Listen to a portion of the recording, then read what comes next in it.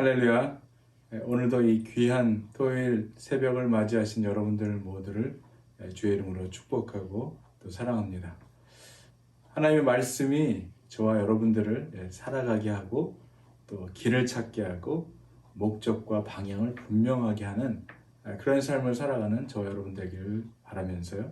오늘 우리 공동체에게 주신 하나님의 말씀은 사사기 20장 29절로 48절의 말씀입니다. 네, 이번 주까지 해서 이제 이 사사기가 마치고 다음 주부터는 보니까 디모데 전서가 시작이 되더라고요.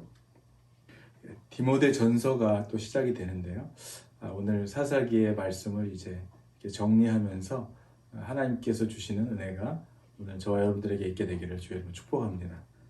사사기서 20장 29절에서 48절까지의 말씀을 제가 봉독해 올립니다.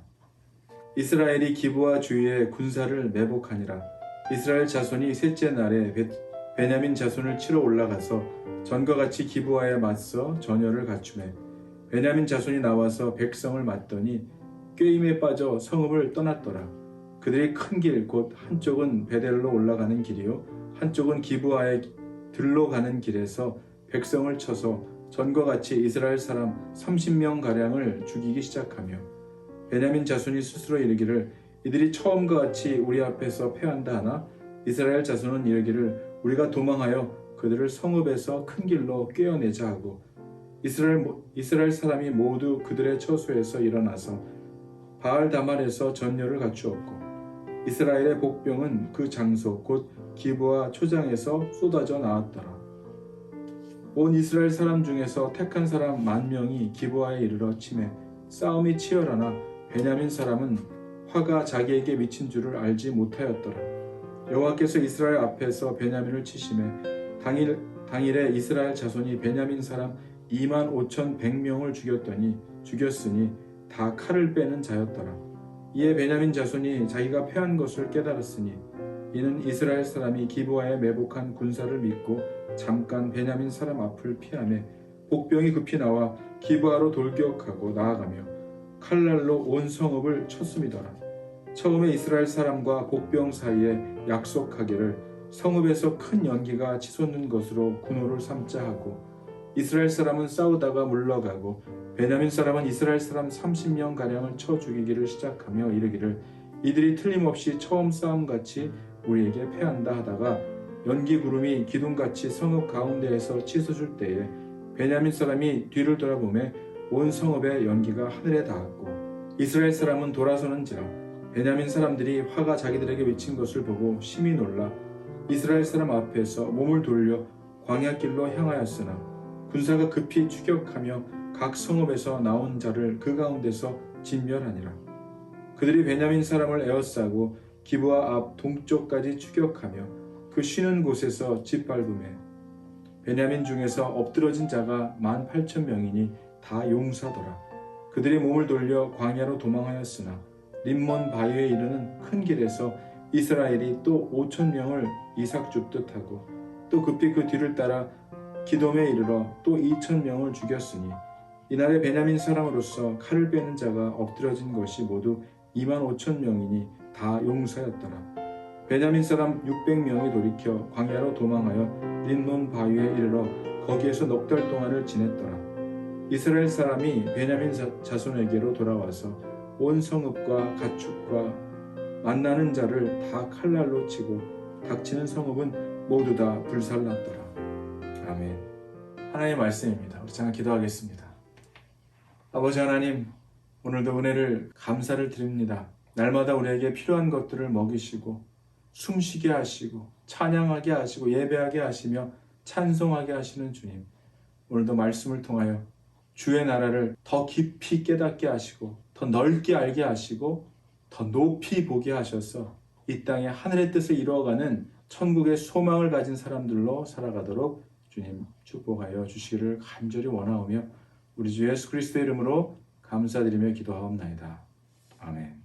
우리는 어제까지 계속해서 사사기를 묵상하면서 머릿속에 남아있는 몇 가지의 그런 키워드들이 제 마음속에 이렇게 떠오르고 생각이 나는데요. 그 중에 하나는 그때의 이스라엘 왕이 없으므로라는 이 내용입니다. 그래서 어떻게 되었다는 것입니까?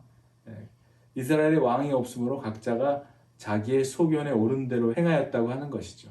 인간들이 세운 정치적인 왕이 없었는지는 모르겠지만 이스라엘에게는 하나님이 있었음에도 불구하고 하나님을 왕으로 모시고 하나님의 말씀에 순종하지 않고 살았던 이런 영적인 문제가 그들에게 있어서 가장 큰 문제였던 것입니다.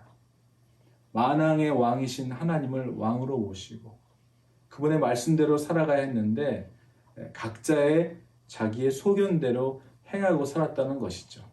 그런 그들의 삶의 결과는 무엇이었습니까? 적군과의 전쟁이 아니라 동족끼리 총뿌리를 겨누며 서로 죽고 죽이는 이런 동족을 죽여야 하는 이러한 정말 어처구니 없는 전쟁으로 인해서 결국 승자 없는 어리석은 전쟁과 하나님의 징계를 면치 못하게 되고 만 것이죠. 하나님을 왕으로 모시지 않고 자기가 좋은 소견대로 살아가는 이스라엘은 하나님 백성이라고 할 수 없을 뿐더러 하나님 나라의 유업을 이어받을 수 없을 것입니다. 사랑하는 여러분, 오늘도 우리가 좋은 소견대로 살아가는 자의 삶이 아니라 하나님이 뭐라고 말씀하시는지 하나님의 말씀대로 순종하며 살아가는 저와 여러분들이 되시기를 주의 이름으로 축원하는 것입니다. 하나님의 나라에 속한 자들은 그러한 사람들은 자기가 옳은 대로 살아가는 그러한 사람이 아니죠. 하나님의 약속의 말씀을 믿으며 또 하나님의 말씀에 순종하며 살아가는 사람일 것입니다. 사람들을 만나서 이야기를 하다 보면 참 어찌나 그렇게 생각들이 다 다르고 각자 생각하는 그러한 또 삶의 기준들이 정말 너무나 다 다르다는 것을 깨닫게 됩니다. 한 가족이라고 해도 또 한 이불을 덮고 사는 부부지간이라고 해도 자신이 가지고 살아가는 이런 가치관과 기준이 참 많이 차이가 나는 것을 보게 됩니다. 이러한 가치관과 기준들이 믿음으로 신앙으로 하나가 될 때 그 가정은 정말 화평을 이루게 될 것입니다. 같은 교회 안에서도 마찬가지죠. 믿음과 신앙생활에 있어서도 너무나도 다른 그러한 생각들을 가지고 있다는 것을 우리가 종종 보게 됩니다. 깜짝 놀랄 때도 있죠. 어떻게 이런 생각을 하고 있을까? 어떻게 이렇게 정말 어떻게 하나님의 말씀을 너무나 잘 알고 이해하고 깨닫고 있다고 생각했던 그러한 사람들의 삶 속에서 그들이 말하고 있는 그들이 가지고 있는 이 기준들, 삶의 기준들을 보면 정말 어쩔 때는 깜짝깜짝 놀랄 때가 있는 것을 보게 됩니다. 교회의 머리는 예수 그리스도죠. 그리고 우리는 그 교회의 몸이고 지체들입니다. 몸은 머리가 지시하는 대로 순종하는 것이죠. 손과 몸의 지체들이 머리에다가 명령을 내리는 것이 아니라 머리 대신 예수 그리스도께서 하시는 말씀을 우리가 그분의 손과 발이 되어 그렇게 섬기는 그런 교회. 그래서 그러한 교회는 인본주의로 사람의 생각과 또 사람들의 사정에 따라 사람들이 원하는 대로 운영되는 것이 아니라 하나님의 뜻이 어디에 있는지 하나님이 이끄시고 인도하신 대로 기도하면서 주님께서 말씀하시면 가고 또 주님께서 서라 하시면 서는 그러한 순종의 그러한 삶을 통해서 만일 하나님의 교회가 침체와 타락의 길로 가고 있다면 속히 회개하고 죄에서 돌아서도록 말씀을 선포하고 공동체 전체가 그러한 선포된 하나님의 말씀에 순종함으로 하나님의 인도하심을 따르는 그러한 신본주의가 되어야 하는 것이죠. 교회의 주인은 사람이 아니라 하나님이시기 때문이죠. 할렐루야. 아멘입니다.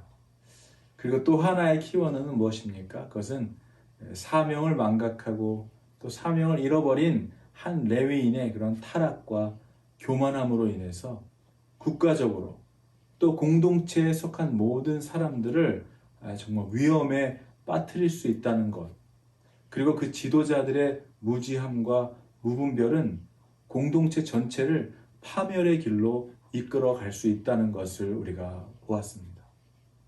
오늘 본문의 내용을 보면 한 레위인의 비행으로부터 시작된, 그래서 11지파가 정말 연합이 돼요. 연합군이 되어 베냐민 지파를 완전히 멸절시키는 이러한 초유의 내전을 겪게 된 것입니다.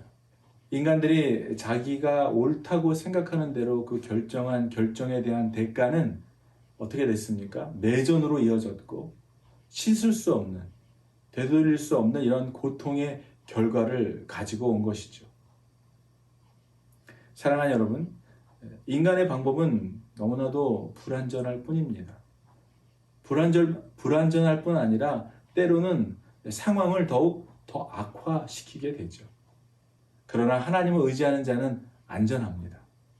하나님의 방법은 완전하기 때문입니다.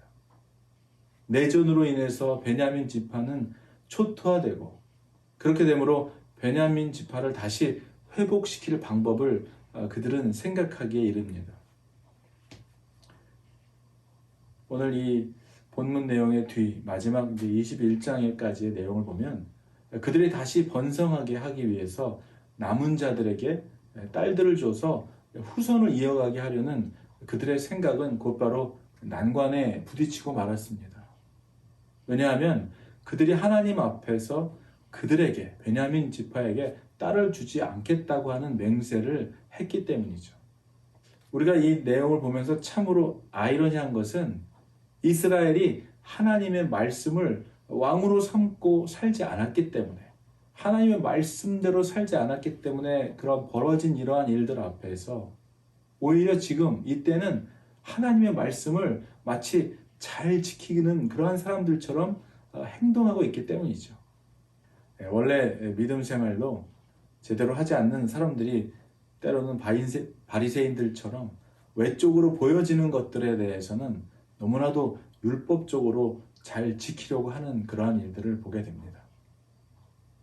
그들은 자신들의 딸들을 베냐민 지파에게 시집 보내지 않겠다고 한 약속을 지키려다가 베냐민의 용사들을 장가도 보내지 못하고 늙어 죽게 할 상황을 맞이하게 된 것이죠.